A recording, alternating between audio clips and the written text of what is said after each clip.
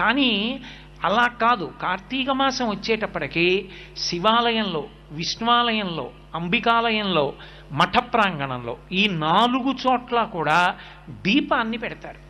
మీకు 12 నెలలు ఉన్నప్పటికీ కూడా 12 నెలలలో ఏ నెలలో పెట్టే దీపానికి కూడా ఆ నెలతో దీపం పేరు లేదు. ఏదో భాద్రపద దీపం, లేకపోతే ఆశ్వీజ దీపం, మార్గశిర దీపం అలా పేర్లు లేవు.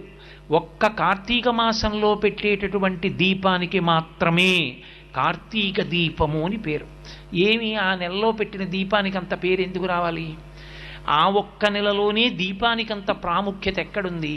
యథార్థానికి పూజలో ప్రారంభంలో ఒక అంగంగా మనం దీపం వెలిగిస్తాం. కానీ కేరళ రాష్ట్రంలో ఇప్పటికీ ఒక అలవాటు ఉంది. దీపం ఒక్కదాన్ని వెలిగించి దాని మీదకి అన్నపూర్ణని ఆవాహన చేసి పూజ చేస్తారు అక్కడ. కానీ మన